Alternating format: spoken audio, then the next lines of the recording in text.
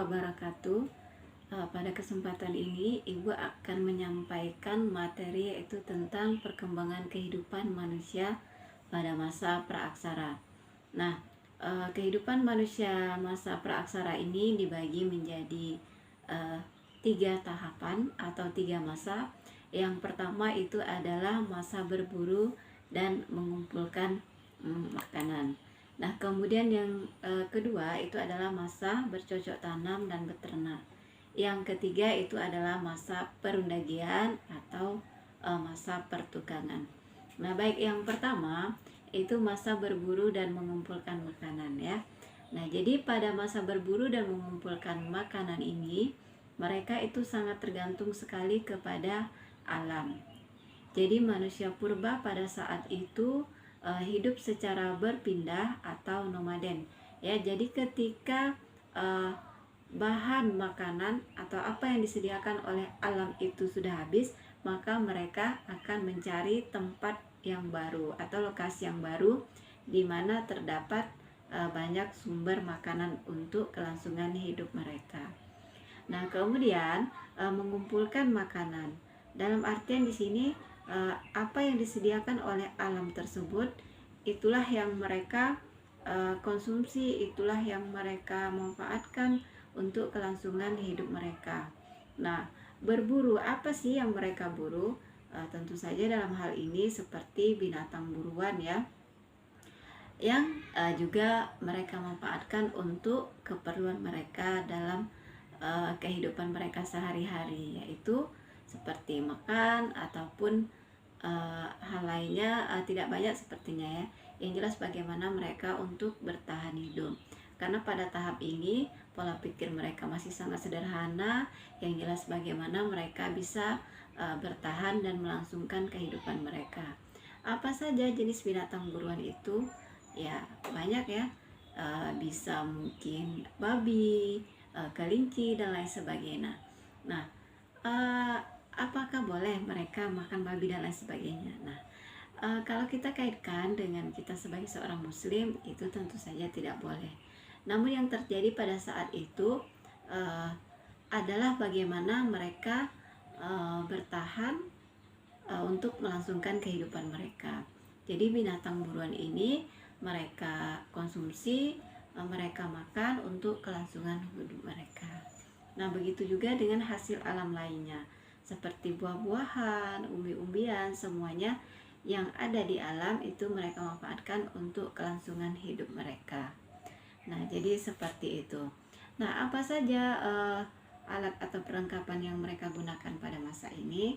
Seperti terlihat ya. Nah, yaitu ada namanya kapak perimbas, kapak genggam, kapak penetak, dan juga alat-alat serpi lainnya atau plakes ya. Nah, untuk yang kedua itu adalah masa bercocok tanam.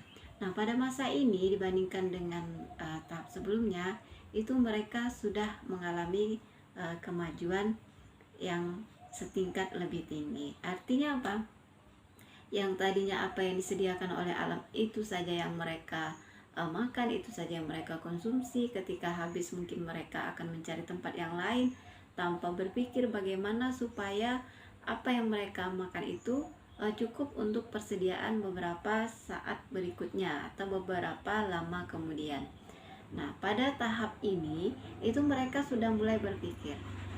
Nah, mereka sudah mulai bercocok tanam ya. Nah, apa saja yang mereka tanam? Nah, pada masa ini seperti jenis umbi-umbian ya. Nah, kemudian mereka juga sudah beternak. Artinya apa? Yang tadinya pada masa berburu mereka hanya memburu dan mengkonsumsi, pada masa ini mereka sudah mulai memelihara ya. Dalam artian atau beternak ya bahasanya. Jadi mungkin kelinci yang tadinya banyak mereka tangkap itu tidak semuanya langsung mereka konsumsi, tetapi mereka pelihara sehingga mungkin nanti akan berkembang biak. Inilah yang dikatakan dengan masa bercocok tanam dan masa beternak. Nah, kemudian apa saja peralatannya atau peninggalan pada masa ini? Ya, itu seperti kapak lonjong, ya, kemudian berbagai perhiasan dan lain sebagainya. Nah, kemudian pada masa ini mereka juga sudah mengenal adanya seorang pimpinan, ya, atau kepala suku, ya, yaitu dengan pemilihan sistem primus inter pares, atau memilih mereka yang dianggap cakep atau paling berpengaruh, ya, kuat dibandingkan dengan yang lainnya. Jadi seperti itu. Nah, untuk yang berikutnya, masa yang ketiga itu adalah masa perundagian atau masa pertukangan. Nah, mengapa disebut masa pertukangan pada masa ini? Di masa yang ketiga ini, bagaimana mereka yang tadinya hanya membuat peralatan seadanya. Nah, pada masa pertukangan atau perundagian ini, bentuk daripada alat dan perlengkapan kehidupan mereka itu sudah lebih baik dan lebih sempurna lagi. Nah, contohnya itu ada perunggu, maksud ibu nekara dari perunggu atau berbagai arca atau patung kecil, yaitu yang terbuat dari perunggu. Nah, yang tadinya pada masa bercocok tanam mereka sudah mempunyai pemimpin yang dikenal dengan kepala suku, ya, dengan sistem inter pares. Pada masa ini itu sudah ada gelar.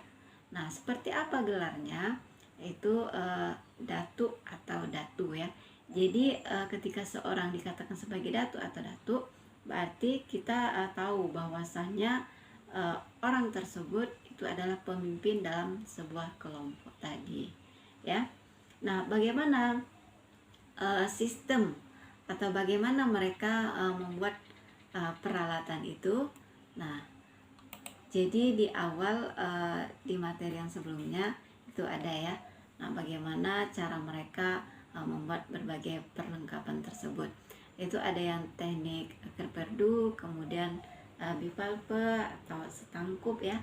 Nah, itu sesuai dengan apa yang mereka buat, ya, dan tingkat kesulitannya pun itu berbeda-beda.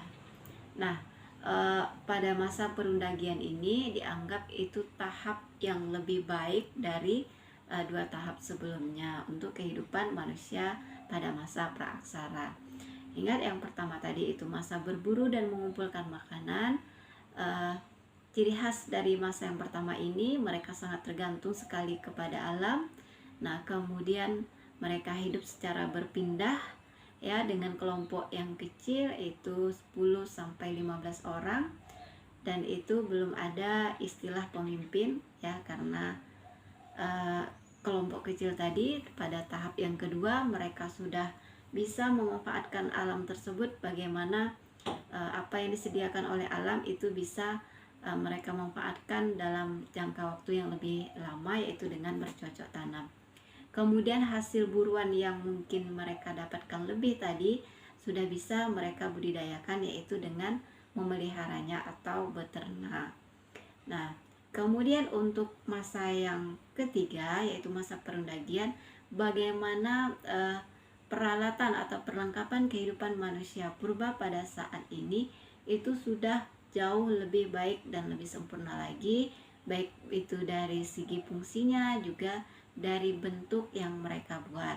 Nah, contohnya itu ada seperti nekara, moko, dan kapak corong, ya, yang lebih baik itu segi bentuk, ya, maupun pembuatannya dibandingkan dengan masa sebelumnya.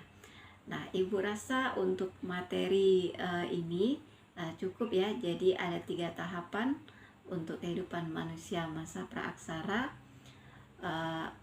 Silahkan juga untuk dilengkapi dengan referensi lainnya. Jadi sederhananya seperti itu. Semoga mudah untuk kalian memahaminya. Dan ibu cukupkan sekian. Billahi taufiq wal hidayah. Assalamualaikum warahmatullahi wabarakatuh.